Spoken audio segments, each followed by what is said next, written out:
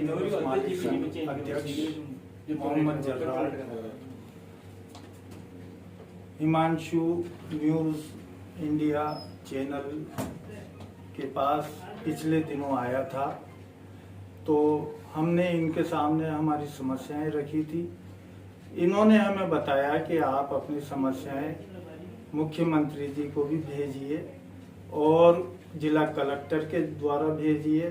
तो उस संदर्भ में आज हम मेरे कुछ मोटर मालिकों को लेकर कलेक्टर साहब से मिला, उनको ज्ञापन दिया अपनी वाजिब मांगों का।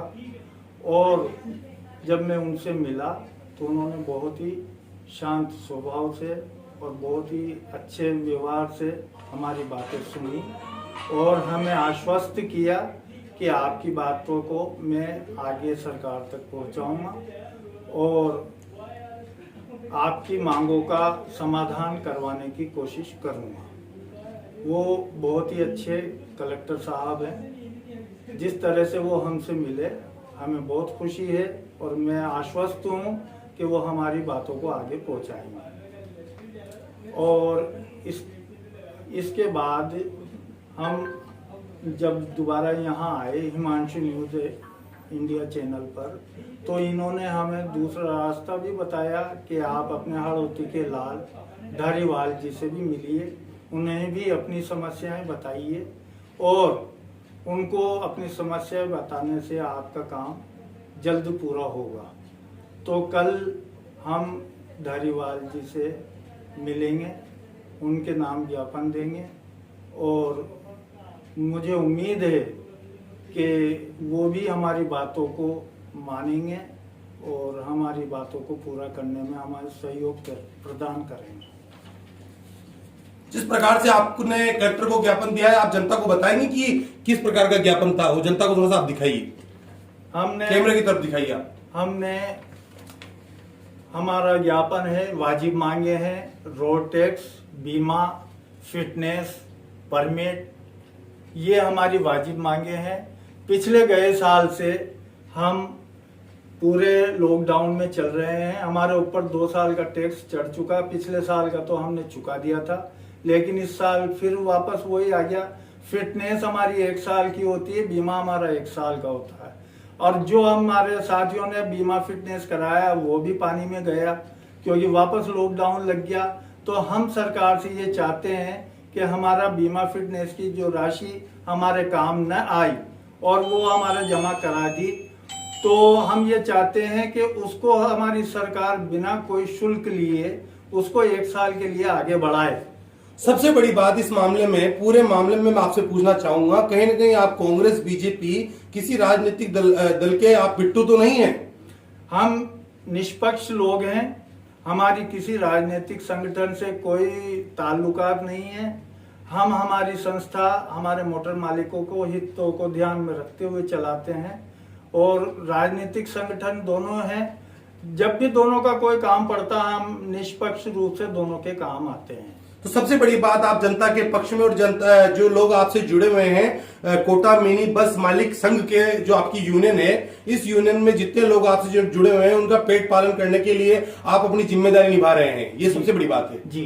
तो आप अब जो आपके संगठन के पदाधिकारी हैं वो कहीं ना कहीं आरोप लगता रहता है कि ये पदाधिकारी ऐसे हैं, ये पदाधिकारी वैसे हैं, तो उसमें आप क्या कहना चाहेंगे? आप किस प्रकार से संगठन को क्रियान्वित रखेंगे? ऐसा है कि मैं जनवरी 2020 में प्रेसिडेंट बना था। अब ये मेरी बदकिस्मती रही कि 12 जनवरी को मैंने कार्यभार संभाला और 22 मार्च को लॉकडाउन लग गया। तो उसके बाद से मैंने कुल मिला के 2 महीने ही काम में कर पाया। उसके बाद से मैं आज तक काम नहीं कर पाया था और हमारी मिनी बसें भी सुचारू रूप से नहीं चल पाई।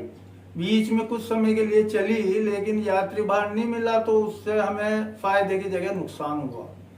और आज स्थिति ये हो गई हमारी कि हमारे बच्चों का पेट पालना भी हमारे लिए बहुत मुश्किल हो गया है और इसी वजह से हम आज अपनी मांगे लेकर कलेक्टर साहब से मिले थे कि साहब कम से कम हम आपसे आर्थिक पैकेज नहीं मांग रहे, हम आपसे आर्थिक सहायता नहीं मांग रहे, हमें सिर्फ टैक्स, बीमा, फिटनेस और हमारी जो 15 साल की अवधि आप लोगों ने मुकर्रर कर रखी है गाड़ियों की, अब उसमें से 2 साल तो हमारे वैसे ही खत्म हो चुके, तो 13 साल बचे। अब हमारी बहुत सी गाड़ियां फाइनेंस भी हैं, तो हम ये 13 साल में क्या कर पाएंगे। तो हमारी वाजिब मांग ये है कि जो लॉकडाउन की वजह से हमारी कमाई खत्म हुई 2 साल की, और आगे भी न जाने क्या पता कितने समय के लिए आगे भी बंद रहे, तो हमारा सरकार से 3 साल का परमिट आगे बढ़ाने की मांग है, मेन मांग जो है। आपके साथ जो कलेक्टर साहब के पास गए थे उनका विचार हम जानना चाहेंगे, उनसे भी हम जुड़ना चाहेंगे कि किस प्रकार से आपके साथ आज क्या हुआ, किस प्रकार से आपने जब हिमांशु एक्सपोज न्यूज इंडिया के पास आप आए तब क्या रहा, आप थोड़ा सा बताएंगे। मैं सबसे बड़ा धन्यवाद हिमांशु चैनल को देना चाहता हूं कि आज तक हम कभी किसी मीडिया ने हमारे को सामने खड़ा ही नहीं किया, ना किसी ने हमारे को कभी रास्ता बताया आज तक। तो इस चैनल के थ्रू हमारे को रास्ता मिला, इन्होंने कलेक्टर साहब को कॉल किया, हम कलेक्टर साहब के पास गए, उन्होंने आज हमारा ज्ञापन लिया, हमें बहुत अच्छा लगा। ज्ञापन देके आते हम सीधे चैनल पे आए, आज चैनल पे आके हम शुक्रिया करना चाहते हैं। कहीं ना कहीं आपको कलेक्टर साहब से संतुष्टि प्रदान हुई आज? बहुत ज्यादा। किस प्रकार से? उन्होंने बिल्कुल एकदम बहुत प्यार से बात सुनी हमारी कि नहीं जायज मांगे तुम्हारी, आगे हम उसको फॉरवर्ड करेंगे, आगे पहुंचाएंगे। और भी मैं कोटा के मिनी बस मालिक, मैजिक मालिक, कोटा सिटी में 3 व्हीकल चलते हैं, ऑटो, मैजिक और मिनी बस, तो इनसे भी आग्रह करना चाहता हूं कि सब मिलके एक होके ये 3 साल को बढ़ाने के लिए एक लड़ाई लड़ रहे हैं हिमांशु चैनल के थ्रू, इसमें सब शामिल हो हमारे, उस लड़ाई को लड़े ताकि अपन को 3 साल मिलने से ये होगा कि जो 2 साल का जो नुकसान हुआ है वो पूरा हो जाएगा। तो कहीं न कहीं में मान सकते हैं कि यहाँ के जो हड़ौती के मिनिस्टर हैं मिस्टर शांति कुमार धारीवाल जी, उन तक आपकी बात नहीं पहुंची थी, और अब आप कल उनके पुत्र श्री अमित धारीवाल जी के पास जाकर अपनी मांगों को रखेंगे? जी, अमित जी से मिलेंगे हम बिल्कुल, और अमित जी पे पूरा विश्वास है हमारे को। अमित जी हमारी बात को सुनेंगे, वो भी आगे उसको पहुंचाएंगे, अमित जी भी। क्या आपको क्या लगता है कि जिस प्रकार से पूर्व से चली आ रही परंपरा जो है, यहाँ पर एक उन्होंने अच्छा काम किया, विकास कार्य अच्छे किए हैं, तो उन विकास कार्यों को लेकर आपको लगता है कहीं न कहीं आपकी जो समस्याओं का विकास होगा, ये आपको कहीं न कहीं लगता है कि नहीं विकास होगा? सर ये पूरा विश्वास है। आज कोटा जो चेंज है आज धारीवाल जी की बदौलत है।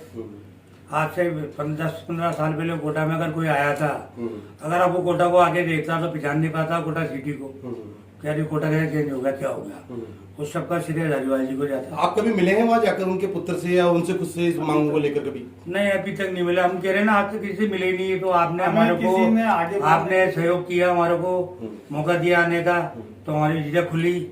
और मैं और भी मोटर मालिक से कहना चाहता हूँ कि अपन मीडिया के सामने आवे, मिले, अपनी समस्या रखें, जिसका अपना रास्ता निकले, अपन परिवार का पालन पोषण कर सके। अब कुछ लोगों की विचारों की गाड़ियां हैं जो लॉकडाउन में मॉडल कंडीशन में खत्म हो गई हैं, कावाड़े में उनके 50-60 हजार रुपए मिले उन गाड़ियों के उनको। जहां तक मेरा मानना है, राजस्थान के हड़ौती के शांति कुमार जी धारीवाल जो राजस्थान सरकार के मुख्य रूप से अच्छे मिनिस्टर रहे हैं, वो उन तक बात जब तक नहीं जाती है तब तक समाधान नहीं होता है। बीच बिचौलिए जो उनकी बात को पहुंचाते नहीं है, जनता की समस्याओं को उन तक नहीं रखते हैं, इसलिए कई सारी समस्याएं आती है। अब देखना यह है कि जिस प्रकार से जिला कलेक्टर से आज कोटा मिनी बस यूनियन संघ मिला है, मिलने के बाद कहीं न कहीं शांति कुमार धारीवाल जी के पुत्र अमित धारीवाल जी से कल ये संगठन मिलेगा और अपनी बात को रखेगा। अब देखना यह है जब उन तक बात पहुंचती है तो वो क्या एक्शन लेते हैं। नमस्कार, बने रहिए हमारे चैनल के साथ, सब्सक्राइब करें यूट्यूब चैनल को, और कहीं न कहीं जनता की समस्या को हम तक पहुंचाने के लिए हम तक जुड़े रहिए। नमस्कार।